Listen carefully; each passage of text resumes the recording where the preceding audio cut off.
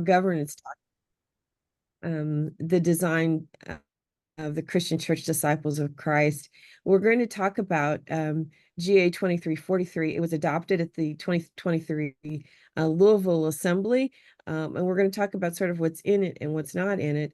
And then we'll provide some updates about the implementation team, which was charged by the Governance Committee on behalf of the General Board and General Assembly to present a plan about how we will go about implementing the changes. The changes are to the General Assembly and to the General Board. So we'll talk about that work. And the committee is actually even divided up into a couple of subcommittees that have focused both on General Assembly and General Board. And then we'll have time for Q&A. Joining me today will be our immediate past moderator, the Reverend Belleville Brown Jordan, who serves as the chair of the implementation team, charged and invited by our current moderator, Clyde Hunt, and also the Reverend Bill Spangler Dunning, who serves as regional minister in Virginia and is also the current chair of the governance team. All of this work reports back to the governance committee as part of the general board. So again, we'll have plenty of time for your questions and answers, but let's begin and center ourselves. Hopefully you're all mic'd so that we don't have all of the lag time that happens in these virtual gatherings. But together, let's read together the preamble to the design, which was the theological starting point for this work on the governance committee. Let's read together. As members of the Christian Church, we confess that Jesus is the Christ, the Son of the living God, and proclaim him Lord and Savior of the world. In Christ's name and by his grace, we accept our mission of witness and service to all people. We rejoice in God, maker of heaven and earth, and in God's covenant of love, which binds us to God and to one another. Through baptism into Christ, we enter into newness of life and are made one with the whole people of God. In the communion of the Holy Spirit, we are joined together in discipleship and in obedience to Christ. At the table of the Lord, we celebrate with thanksgiving the saving acts and presence of Christ. Within the universal church, we receive the gift of ministry and the light of Scripture. In the bonds of Christian faith, we yield ourselves to God that we may serve the one whose kingdom has no end. Blessing, glory, and honor be to God forever. Amen.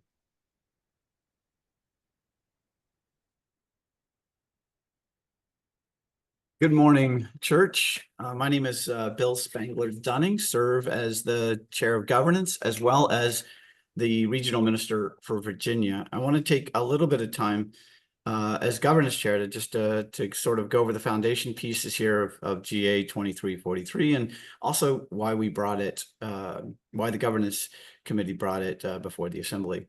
So the role of the governance committee is to submit recommendations useful to the development, life, and mission, work, and organization of the Christian Church Disciples of Christ. So I want to review, as you look at this, review the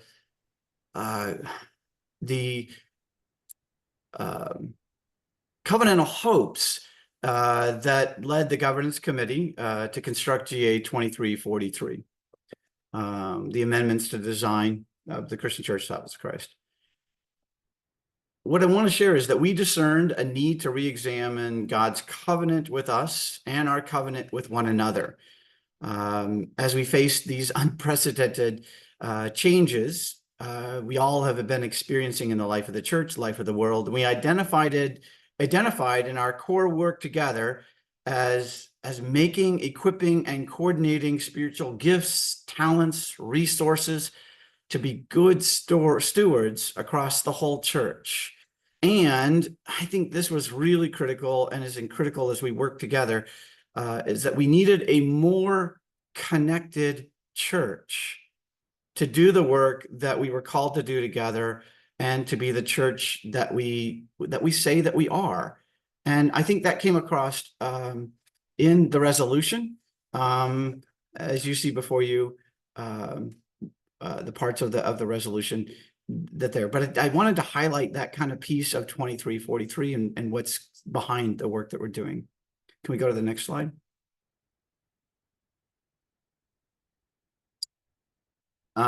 So in general, if you think about what this involves, essentially is changes to how we meet as General Assembly and also General Board. So in short, as you see on the screen, what it means is that we understand that the General Assembly from now on will always be in session. Again, that connected piece. How do we stay together? And so it's not just an every 2 year or now an every 3 year event. That was key, moving to a 3 year term. But so there'll be a tri-annual session. That's kind of the word we're using for what is similar to what we used to be doing. We will convene every 3 years in that form, in both a location as well as providing other ways that people across the church can still be able to communicate. And we'll talk a little more about that. That's kind of an in-person approach. But we'll also, it'll be a hybrid between the two. So people will be able to come to the event, but sometimes people can't come. So we want to develop these places where people can not only come as individuals, but more thinking, what if churches across this church hosted places where people could participate fully, but still have fellowship across the life of the church, more connected church. The other thing is that in the in-between years, we'll still be in session. We'll be able to meet by virtual methodologies, not so much to replicate what we do on that triannual session, but to allow us to do, as we've learned, we can do a lot of things through virtual to keep us connected and keep us being the church that we say we are, be a more active church because of the world that we live in. We need to be that church, not just for ourselves, have a structure like that, but so that we're able also to be the church that this world right now needs. In addition to that, of course, part of that time together will be for education. We gather in these different forms, discussion and discernment. Rather than arriving every 2 years, now every 3 years to discuss and discern, debate, we'll have time to discuss these really important issues of our world through other ways on an ongoing basis. More connected church. Can't emphasize that more. The other thing is that we are adding that every congregation will consist of have 3 reps on a 3-year cycle. Now, will all churches be able to find 3 reps? We hope so, but we know that's okay. What we're saying is every church is treated with integrity, that we all get 3 reps if, that to be able to participate in that. I, as a regional minister in Virginia, every one of my churches, small, large, rural, city, are important. And so this is another way of saying that every church gets 3 representatives. This way, again, more connected church, more people involved. It provides our ability through all the structure to have ongoing input into our ministry priorities and who we say we are as church.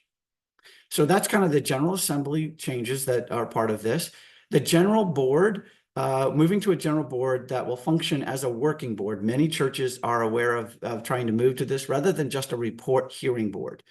It will function as a working board that actually works to fulfill the mission of the Christian church. So we'll always be working. Again, technology allows us to do more of this. The working board will have committees. So not just one board, but committees that do significant work beyond the time that we meet. Congregations are familiar with this if we have working committees. So between the times that we meet together in plenaries, these committees will be working on different priorities and ministries of the church. Because of the world we live in, we will be able to meet more than once a year, not only as a full board, but also obviously in the committees as well. Again, a working board. Members to this board will be nominated. Members are nominated by the General Nominating Committee, that's what GNC means, to serve a 6-year term. And I'll get into more how that's going to work a little later in the presentation. This is going to be, and I'll again add more to it, but we're looking at that more connected church, more people involved, more people to be able a more open process for disciples to submit a recommendation for General Board members. to be a better to better connect the whole of the church. That's the part that we're trying to get at, and I'll get more into specifically how that works. But those are kind of the highlights of what 2343 was attempting to do. I hope that helps, and I'll turn it back over.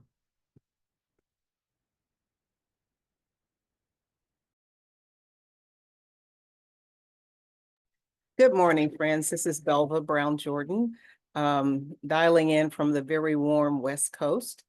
And just so glad to be here with you this morning. In this meeting and since the end of General Assembly, I've been serving, once I was appointed, serving as the chair of the implementation team. Wanting to provide some consistency to really addressing that which we were empowered to do by the General Assembly.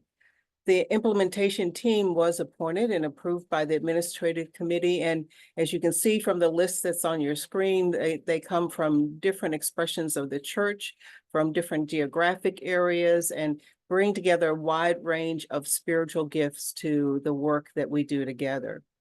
The implementation team meets once a month. We have a meeting, for example, later today as a whole group, and then twice a month in terms of the task groups. There's a General Assembly task group, a General Board task group, a Communications and Technology task group, and each of those meet twice a month. There are working groups that include persons beyond this core team. Again, this list that you're seeing on the screen. But I want you to look at the names and just hear the names of the people who are on the core team, and invite you to continue to hold each of them in prayer as they are committed to doing this work on behalf of the church.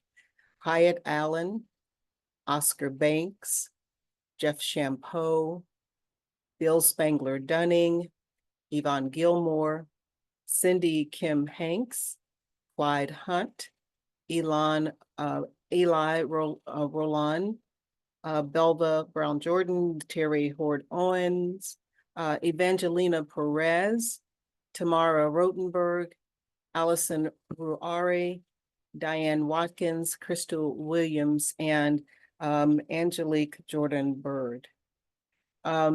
As we have been doing our work, as I said, since the end of General Assembly, as we look at the next slide, we can look at, get a glimpse about the timeline that once the implementation team was recruited and established, and we went back to the administrative committee to say, these are the persons who have agreed to work on this committee. And again, they gave their blessings.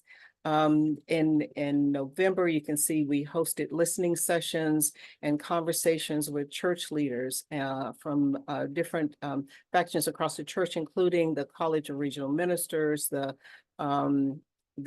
general church leaders, and other groups. And the task groups then very quickly dove into their work, outlining what they needed to address. There was an implementation team retreat in January. You can see there was a report back to the administrative committee. All the way along the way, we have been intentional about connecting to as many people as we can, which brought us to this point of having these town hall meetings. This is the third that we've had so far. We continue to host listening sessions and conversations with the Council of General Ministers and the College of Regional Ministers. And in a couple of weeks, a representative group of the implementation team is going to come together, lay on the table all the pieces we've been working on, and do the connecting of what, and to work on being consistent in our language and what we're doing with General Board, General Assembly, and the like. So we are continuing to work. And again, when it's time for Administrative Committee and General Board next spring, we'll have something that we'll bring forward that we will be proposing that eventually comes back to the General Assembly in 2025. So Terry, you want to talk a little bit about General Assembly?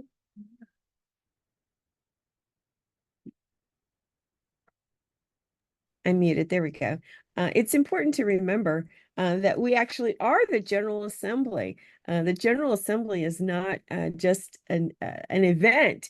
It is who we are. The legal name of the church is actually the General Assembly of the Christian Church Disciples of Christ. So we want to remember, as Bill said earlier, we really have the ability to be in session and to be talking with one another all the time, a more connected church. So let's look at this next chart. To me, this is the golden heart of everything that we're doing, allowing really the whole church to participate in the work of the General Assembly. We're the only mainline denomination that allows representation from every single congregation to participate in the decision-making body that's at the top of the church. Synods, general conferences, all the things that other denominations have. No one else allows representation from every single congregation.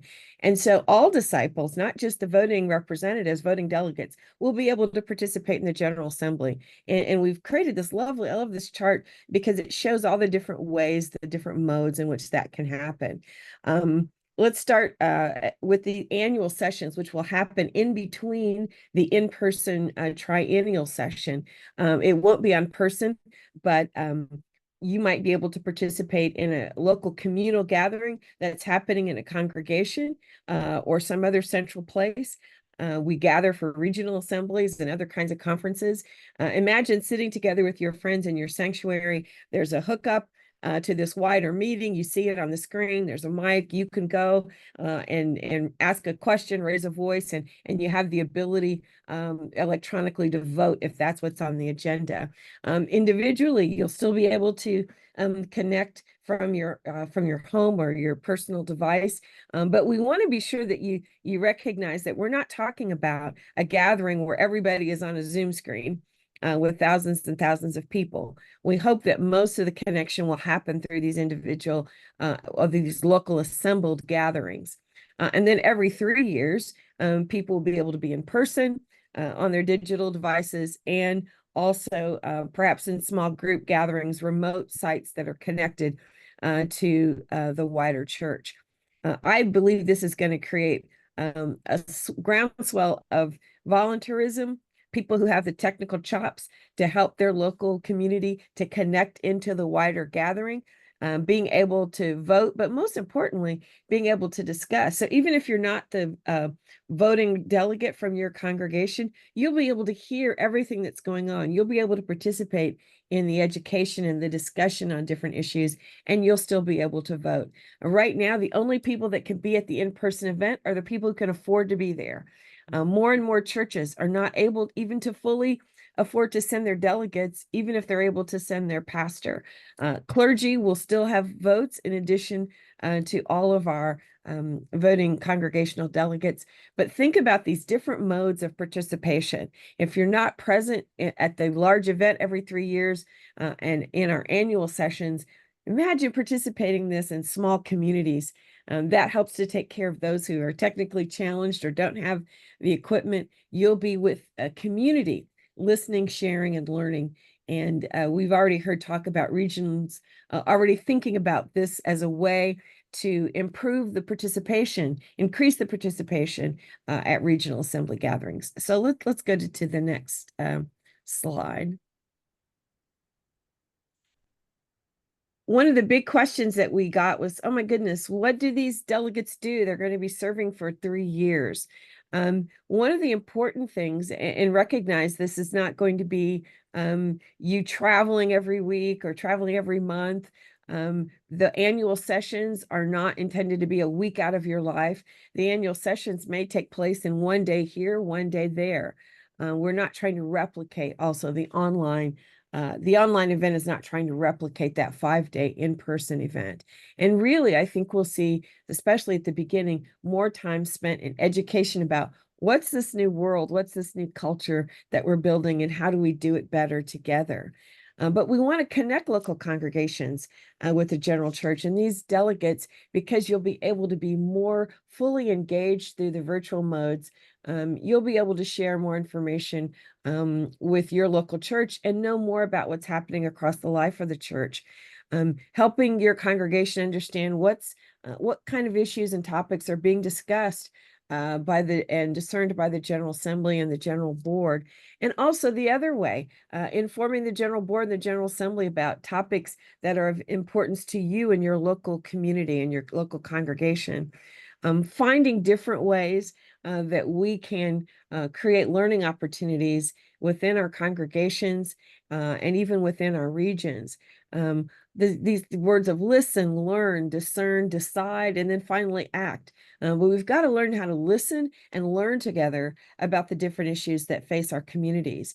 In our current system, a resolution may come to you 3 or 4 months before the General Assembly, and there just hasn't been the ability, because we gather in person, the time to really talk through and have healthy dialogue about the issues that face us. So long before we're discussing these on the floor, and the floor of the assembly may now be virtual as well as in person, we need to have time to learn about the issues and have healthy dialogue and learn how to do that better. And then when necessary, we vote on statements and resolutions and statements of witness and other business items that are presented to the General Assembly. So there will still be the same kinds of business items that you're used to, but how we look at our resolutions and statements of witness will be prefaced by a much greater dialogue across the whole life of the church. And in our polarized society, the church can really set an example for what it means to listen and then to walk together even when we don't agree, to come to a place of consensus. I'll turn it back over to Belva. So another aspect of the job description for the congregational delegate, one of the things that the task group working on this description had lots of conversations about is that we just needed to explicitly say we want one of the required qualifications is that membership, which is membership in a local congregation of the Christian Church Disciples of Christ in the United States and Canada. So we want people who are involved in their congregations. What desired qualifications, we want the person to be an active participant in a ministry in the congregation, to have some capacity to be a leader in the congregation, familiarity with or interest in what's happening in the wider church, interest in discussions that often happen at General Assembly. Commitment to attend General Assembly sessions digitally and or in person, and be willing to serve 3 consecutive years in a row, including having some care and excitement for what we are doing as disciples. And I know one of the things that we also have talked about is that when you read these desired qualifications, who are we potentially leaving out? And our intent is not to leave out anyone who is a member of a local congregation, who are active in some way. There may be young people who the congregation is lifting up for leadership that can also be an excellent congregational delegate. So this really is intended to encourage us to support people who are part of the congregation and to be thoughtful about the variety of possibilities in terms of who might serve in this job description. And in the next slide, we can see that, the role of this person, and Terry has kind of laid out some of those initial qualifications, but the congregational delegate is to the General Assembly of the Christian Church in the US and Canada. And we're talking about a person who's a volunteer, someone who's willing to sign up for a 3-year term.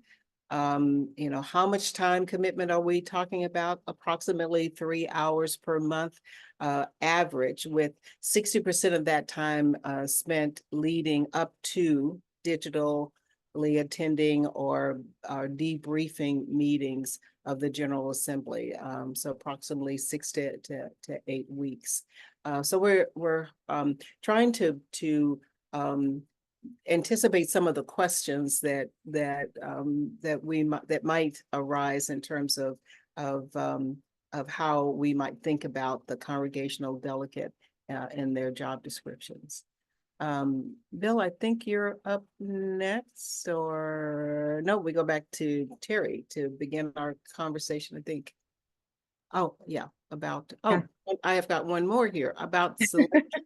I lost my notes for a minute about a suggested selection process. So congregations can choose any method for selecting the delegates that they want.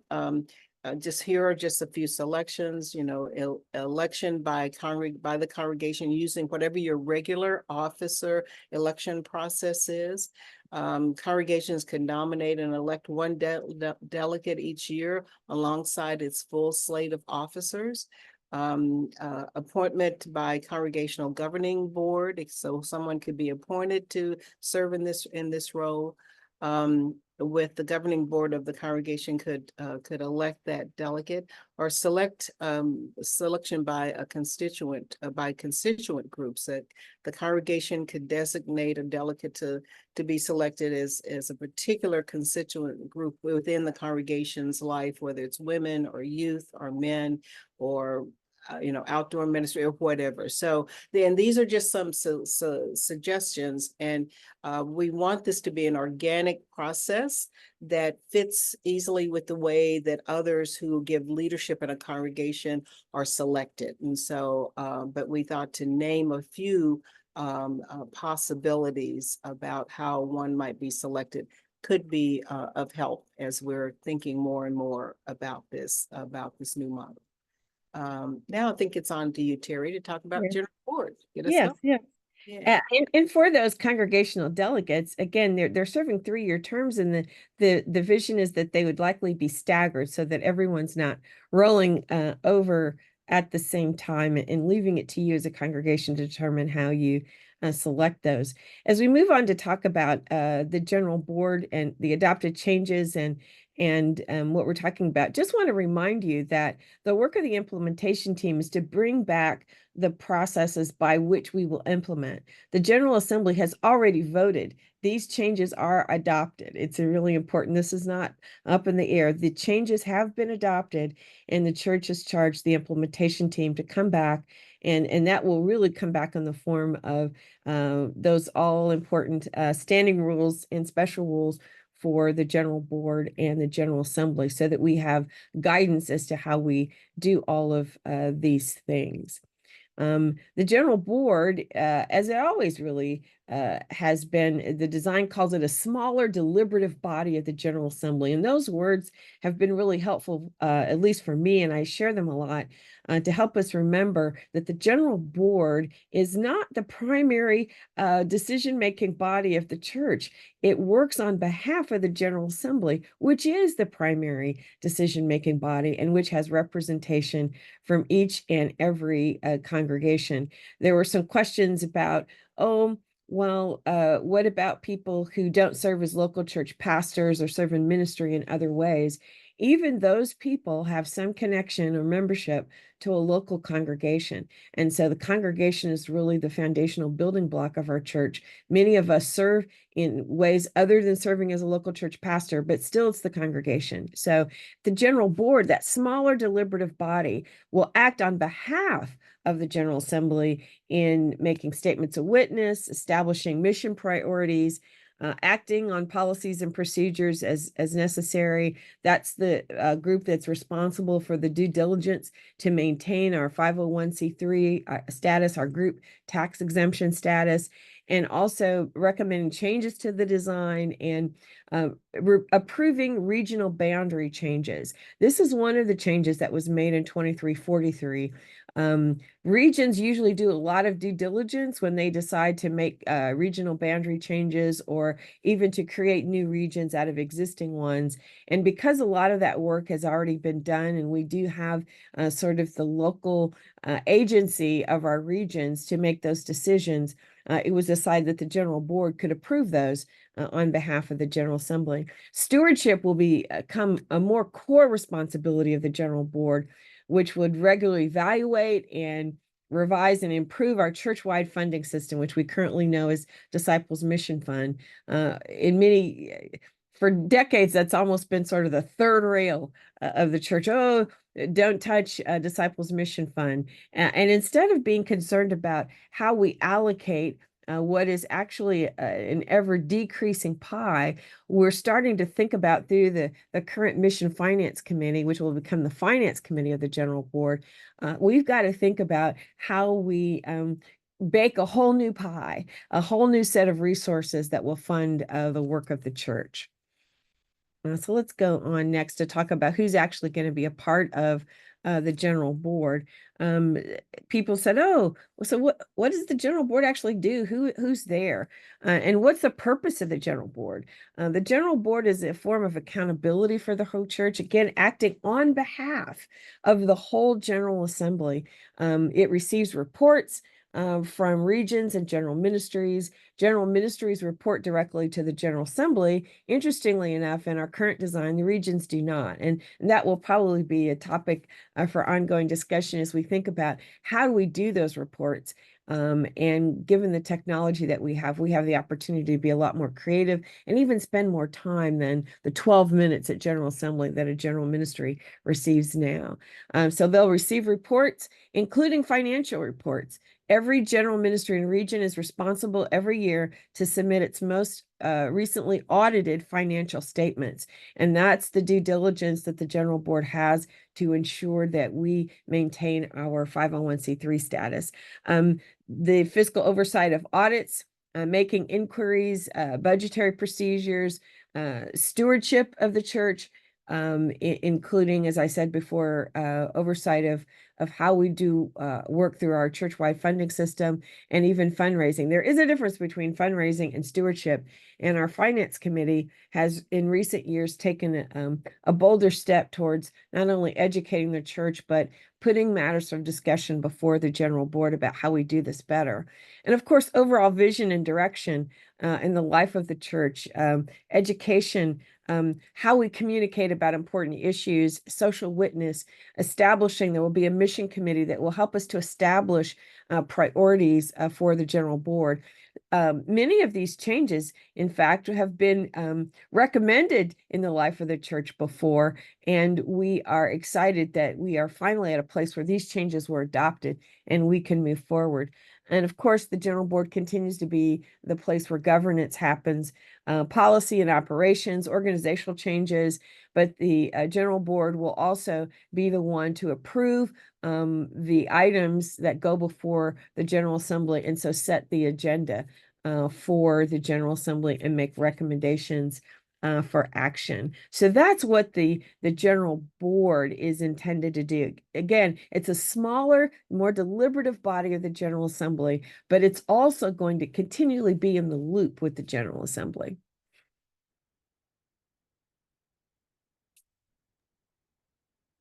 I think it's Bill. Yep, I'm there. Yeah. So here's a slide that kind of lays out the specifics of the board. Again, there'll be 50 delegates, 50 people on the board that are chosen from the wider church, all of you and anyone who wants to nominate. Of those, 21 will be on the executive committee. The thing about this is that so budgetary, those are the individuals that will be covered in the cost to come. In addition to that, we still need the regional ministers and the general ministry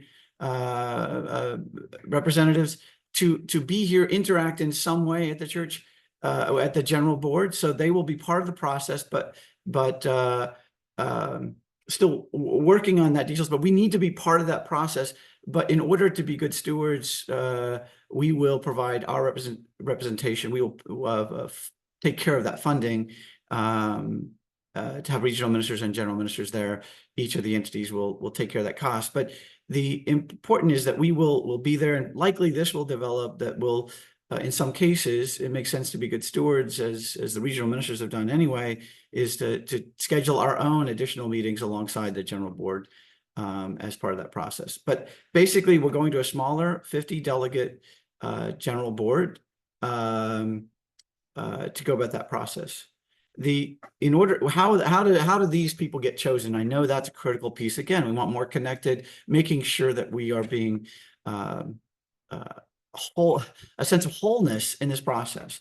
So how someone gets chosen to the general board is that they are nominated by the nominating committee. But how do they even get to that point on the nominating committee to be chosen? And that is key to this change. I want to say, in all this that I'm talking about, is I serve on the subcommittee to develop the general board procedures here. But we're in motion. We wanted to share with you where we are. We want to hear back from you. How are we doing? Are there things that you would suggest? So think about that for your questions and also suggestions. One, to have a working board, we need to be able to say, this is what we need on the board, not just a representative with, that like regional ministers might recommend somebody for the general board, but we don't exactly know what the general board needed for their gifts and talents. So what will happen is that the nominating committee will look at the current general board, identify the skills and talents that are needed, and then share that with the larger church. And that helps us know who to nominate so that they have people with those skill sets and gifts and spiritual skills, talents to be good candidates. The other things that we needed to make sure that we were maintaining in whatever process we developed to maintain a representation for the wider church as much as possible, an intentional process so that when we choose the general board, it reflects the whole of the church. Currently, the way that we do it, it's kind of a blind process. We recommend, but it's a randomness, and it doesn't always turn out that it is fully representative of the wholeness of the church. So I'm going to explain a little more if we move to the next slide. And so one of the things that we're trying to do is develop every single person in the church will be able to recommend someone. So instead of it coming from just a regional minister or from a general church, anyone will be able to say, this is a person I know in the life of the church who I think would be a great member for the general board. They've got the gifts, talents, they represent this particular skill or that we need on the general board. So everyone gets to make a recommendation. For clergy, think of it a lot like when we're trying to develop a form that allows us to nominate somebody, and then they fill out, accept that and fill out a form that gives us more information about them. So when we get to the nominating committee with these names, they have more information to be able to make a better representative general board. So these are some of the traits that we're looking at, and your feedback would be important. We're not sure these are exactly, but we're looking at, we would hope that someone had spiritual maturity and understanding of a disciple's identity to serve on the general board. Willingness to be a servant leader with effective interpersonal organization and communication skills. We think that they should demonstrate an appreciation for differing opinions, have some digital and financial literacy and competence, strategic thinking, incorporating ethical and visionary leadership skills, agility, responsiveness, and creative problem-solving skills, demonstrating the desire to be a lifelong learner. These are just some of the qualifications that we're looking for. We don't think these are, we don't, as Belva mentioned earlier, we're looking for some general character traits, but at the same time, we understand that they're someone who, when I was 17, I'm not sure I would have met that first one with a full understanding of disciple history and identity. But I might be willing to learn that. So we don't want to put barriers, but we do want to identify some characteristics, qualifications for a general board. So please, we'd love to hear your feedback on these. Next slide. So it's still in the process. So once anyone nominates, this person comes, we nominate that person, they get notified of their nomination, they fill out a form, that form comes in. And when that form comes in, we still need to do our due diligence. And that's where regional ministers, general ministry presidents, and those will still be able to have like a reference for them. And that's just our due diligence. We want everybody to be able to submit names. At the same time, we want to make sure that everyone, that these are the places, just like our clergy, there's a reference to do our due diligence to make sure that we can say, yeah, I know that person, or yeah, that person is part of this ministry, and I highly recommend them. And then all of that, of course, will go to, with all of that information, full information, will go to the nominating committee, and the nominating committee will be able to put together the kind of board that we need with gifts, skills, and representation in the whole church to do about that. What we're not yet is we also need to build in an evaluation process to make sure that this is what we intended to do. We want it to be a more whole process, but we need an evaluation process to make sure that as we go about this, that we're getting what it is that we hope that we wanted through this more representative and inclusive process. So I'm definitely open to more questions if there are, but thank you. And as Bill noted, this is a process that we want to be much more holistic. If you've served on a nonprofit board or board of any institution, you know there's great care taken to ensure that there's not only diversity on that board in terms of identity and maybe even in our setting, geography as well as identity. But we need finance people, we need people who are educators, we need people who are strategic planners, we need people who have legal gifts, etc. We need younger people, not just one young adult representative on the general board. So all of those dimensions of diversity are being considered here.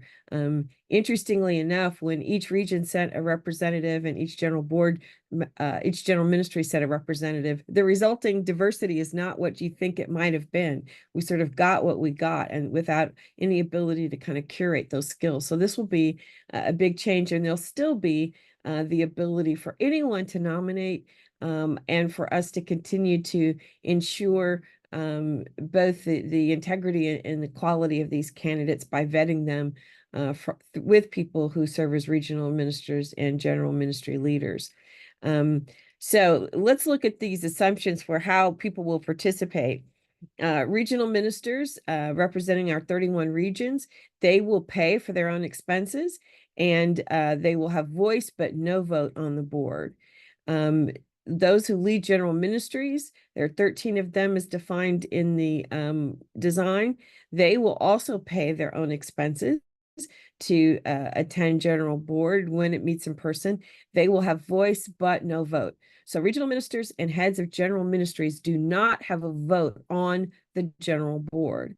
At the General Assembly, if you're a congregational delegate, you would have a vote, and all clergy have a vote at General Assembly. So these are the voting statuses for the General Board. The 50 delegates, those people, and remember the 50 delegates are the 50, it does not include general ministry leaders or regional ministry leaders. So there are 50 voting delegates who comprise the heart of the general board, and the office of general minister and president representing the whole church will cover those expenses, and those 50 people have voice and vote. So 50 people does not include the general ministry leaders and the regional ministers. Those are a solid 50 on their own. The executive committee, which we currently call the administrative committee, and we chose to move to this term executive committee because that's how you help people understand what it actually is. I always say the administrative committee, which serves as the executive committee of our general board, that will comprise 21 members. It's a subset of the general board. So those people who serve on the executive committee must be members of the general board. The OGMP will cover their expenses. This group, the executive committee, also will continue to serve as the board for the office of general minister and president. 21 members. Of that group, there is one general ministry representative and one regional ministry representative. Those two people will not have vote on the executive committee. So those two people have voice, but everyone on the executive committee has vote in this body except for the general ministry and regional ministry heads. And again, this group serves as sort of they're almost like the appellate court, if you will. Discrepancies or disputes, conflict, major policy decisions would come to this body, and this body would review business before it's given to the full general board. A general assembly, this is the group that meets to take up matters that have been referred to it from the floor of the assembly. So a group of 50, 21 of those people serve as members of the executive committee, but that's 50 plus the 13 general ministry heads and the 31 regional ministers. So while there is an overall sense that the general board is decreasing in terms of the number of people who have vote, we still have our regional ministers and the general ministers in the room to give voice to various important issues.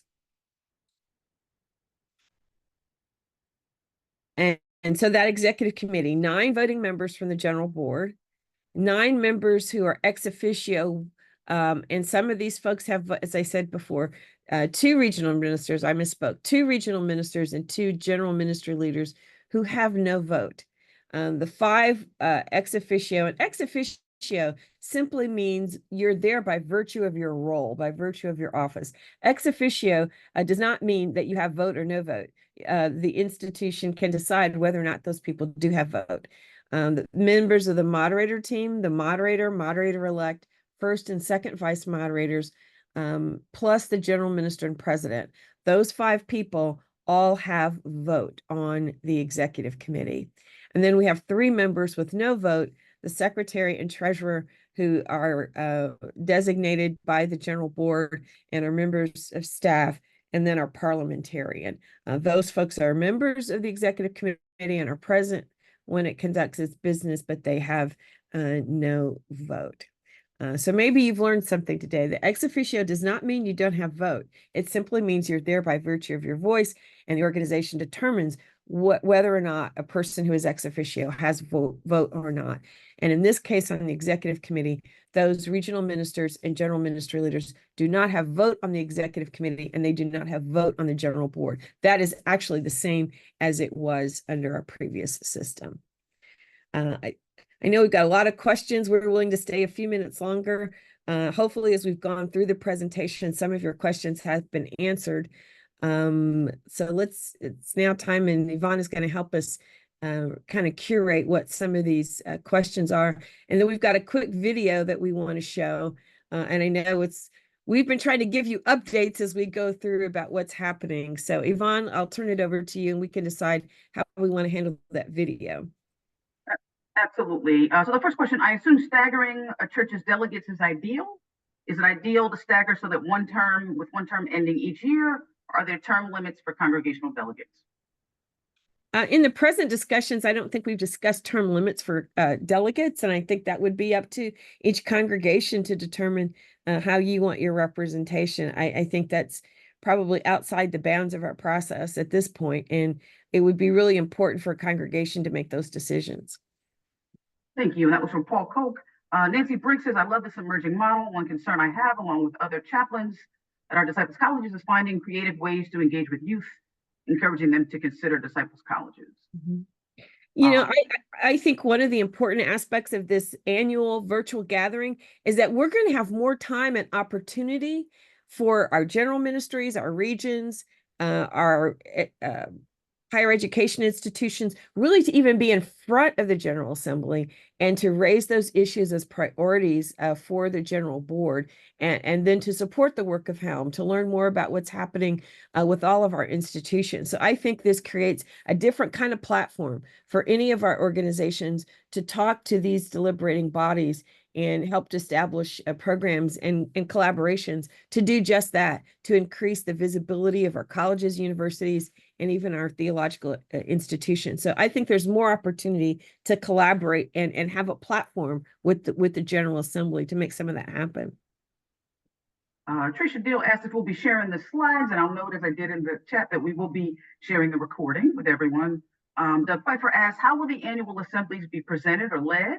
Who chooses leadership? What form will they take? Similar to triennial assemblies or something different? Is there one assembly for the entire church, or are they regionally differentiated? Let me just say that the way that the church chooses its leaders of the General Assembly, the moderator, et cetera, that will still be chosen by the General Assembly. And the current rules still call for it to be done in that triennial session. And those leaders, that moderator team, will lead the annual assemblies just as they lead the in-person events. There may be, and there have been some discussion about whether or not there might be some sort of asynchronous or regional gatherings that report back into the annual assembly, mostly for discussion. But I do think that the fact that local communities will be gathering and then sort of connecting into the wider conversation will strengthen your connection locally and regionally. But the decision-making is still the whole General Assembly, even though it's distributed in its location. We're all still part of one General Assembly. We'll still have one moderator team, one GMP. We'll still have all of that leadership. The regional leadership remains the same. Regions still have their boards and they still choose their leadership. And those annual assemblies will still be, those sessions will be moderated by whoever is the current moderator of the church, of the General Assembly. Kristen Beach asked a clarifying question. Does this mean 39 delegates that aren't on the executive committee need to self-pay to participate in the in-person events? I may have misunderstood what was stated. Yeah, I hope we clarified that with that last chart, I think. And so if you're on the general board with vote, those 50 delegates, so if you're not a regional minister, if you're not a general ministry leader, and you are on the general board, those 50 delegates, their in-person participation will be paid for. And if they're on the executive committee, the subset of the general board, their participation will be paid for. Tricia Deal asked, how is the nominating committee chosen, the general nominating? Somebody else jump in if you, general board will still have that responsibility for choosing those committees. Wonderful. Nancy Brink and Tricia lifted up prayer concerns. I'll just say them aloud so that we are in fact praying together, right? Loch Levin, Pacific Southwest Region's beloved camp is currently evacuated due to the fire line. And then Tricia Deal notes that so is Cascade Christian in Cascade, Idaho, due to wildfires. We're praying for them. Tom Stevenson says the 21 executive committee appointed represents 42% of the 50 delegates at large members. Is this a healthy ratio for a deliberative body? Belva, do you want to speak to that? I mean, we've gone round and round. What I will say is that remember that the executive committee has a dual purpose. It's the executive committee of the general board, but it is also the board of the general minister and president of the office of that office. And it has some specific obligations in that role, but it's also serves as the committee on reference and counsel. There are lots of other administrative and sort of appellate decisions that may be brought to the general board that the executive committee would handle. The executive committee will also assume the role of the governance committee. And when we started to think about all the things that group would do, it became more important that it actually be larger and not smaller, because to make it smaller would actually concentrate more power in fewer hands, given the role that executive committee has. So in a traditional sense, yes, it seems like it's maybe a little out of kilter, but it has some additional roles that it must perform on behalf of the whole church, which means that it really does need to be a little bigger. Yeah, I was, echo just a bit of what Terry said, is that in this process, what has been the administrative committee, what has been the governance committee and the administrative committee has been folded together in this executive committee. So the list of responsibilities that have been laid out in the special rules for the administrative committee and whatnot, and the role of the governance committee has been folded into one. So there's quite a bit of of work that needs to be done. And so, you know, this is kind of where we are at this point with that balance. So there's a heavy responsibility there. Doug Pfeiffer asked another question that I think he pretty much answered, seeking clarification. Total number of general board participants is 94, 31 regional ministers, 13 general ministry reps, plus 50 delegates. Janet Hellner Burris asked, what is the timeline? Oh, I'm sorry, Terry, did you want to say anything else? Oh, no, I was just saying Okay, that's okay. right. The total number is 94, Yeah. and the part that's decreasing is the number of voting delegates. So overall, it used to be like 120 to 122, 117, 122, somewhere in that range. But yeah, the number of voting delegates is smaller, but regional ministers and general ministry leaders are still part of the board without vote. Yeah. Janet Hellner Burris inquires, what is the timeline and process for submitting resolutions? That is still part of the work that we're doing with the standing rules for the General Assembly, and thinking about the fact that we now have annual and triennial sessions. What's a reasonable lead time, for example, to submit those to allow either for the annual or the triennial, to allow the general board enough time to review and deliberate and create an agenda. It probably will be less than the current 180 days. Simply because we will be meeting more frequently annually, and we'll have an opportunity to submit things in a different way. What's also changing is sort of how we understand the categories for what we know as statements of witness. The work that was done by the Social Witness Task Force, which was charged by the Assembly, I think in 2015, to look at how we do resolutions, to think about a way where everything is not a contentious yes or no, but to maybe have consensus items where we know there's great consensus across the life of the church, et cetera. But the deadlines will be proposed in the standing rules. And those are still being, we're coming together, as Belva said, at the end of this month to start putting, we're actually starting to put a lot of these ideas into codifiable rules, and helping to see where all the connection points are, where we need to create a greater consistency, et cetera. So we just had in our meeting last week a conversation about what are those deadlines really need to look like. So we're certainly thinking about those. And while you'll be able to submit something for an annual or triennial assembly, hopefully the idea of conversation and discussion means that resolutions aren't the only place where the conversation begins. The conversation has begun long before the church has decided to take up an actionable item.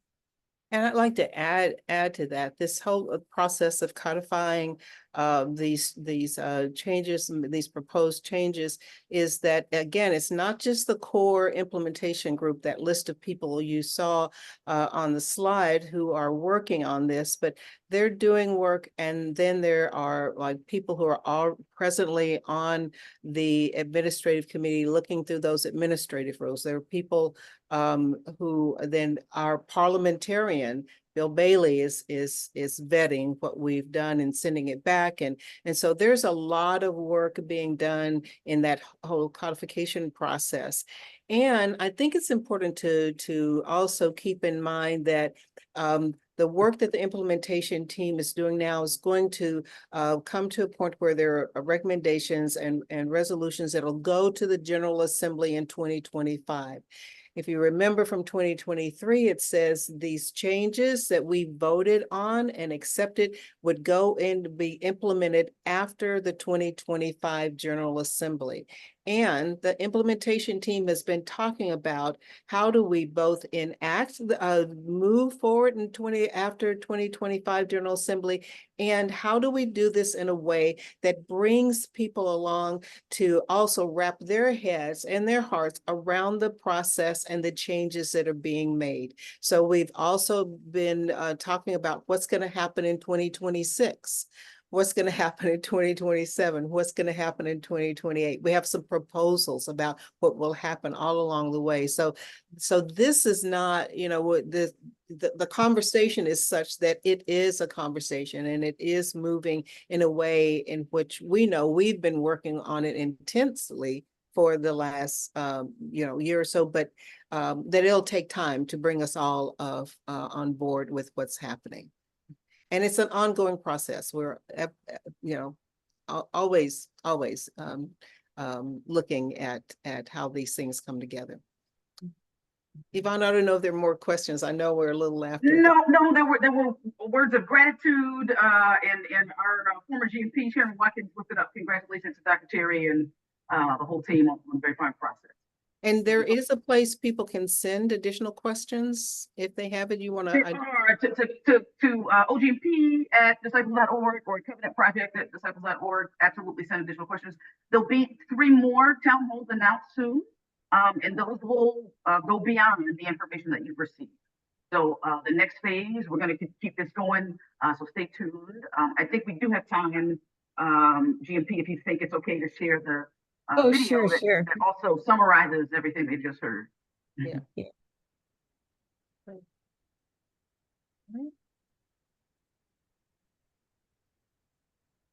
Oh, no, Are we going to? Oh yeah. Are we going to the video? Yeah. We want to okay. thank Reverend Wesley King. Somebody suggested we needed a Schoolhouse Rock kind of explainer thing, and so this is a little. Somebody calls it Schoolhouse Rock times Bruno Mars or something, but it's listen to it, and it's been made available on all our social sites and on the website. It's out there. Thanks to Reverend Wesley.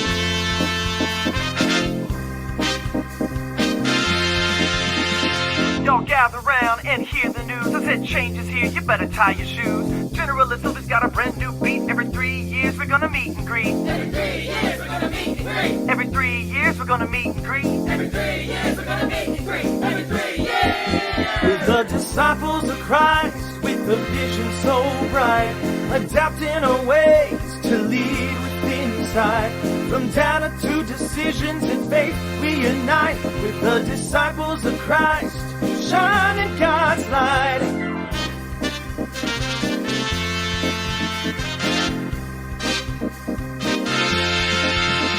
We got digital meetings happening every year, bringing us together both far and near. 3 votes, a congregation, that's the deal. 50 board members gonna be steering the wheel. 50 board members gonna be steering the wheel. 50 board members gonna be steering the wheel. 50 board members gonna be steering the wheel. They're steering the wheel. With the disciples of Christ, with the vision so bright, adapting our ways to lead with insight. From data to decisions and faith, we unite with the disciples of Christ, shining God's light.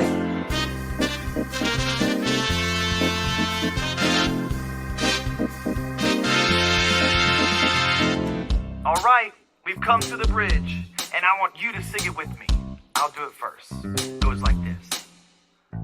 Executive, mission, finance, and line. Committee so strong, their purpose divine. Governance programs with funds will align for a church that thrives to the power of the vine. You got it? All right, we're gonna do it together. 5, 6, 5, 6, 7. Executive, mission, finance, and line. Committee so strong, their purpose divine. Governance programs with funds will align for a church that thrives to the power of the vine.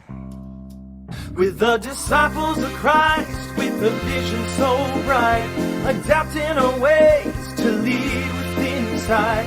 From data to decisions and faith, we unite with the disciples of Christ, shining God's light. So let's march forward with hearts so bold. So let's march forward with hearts so bold. Christ loves joy forever told. Christ loves joy forever told. Embrace the change, our future's slow. Embrace the change, our future's slow. Disciples of Christ, both young and old. Disciples of Christ, both young and old.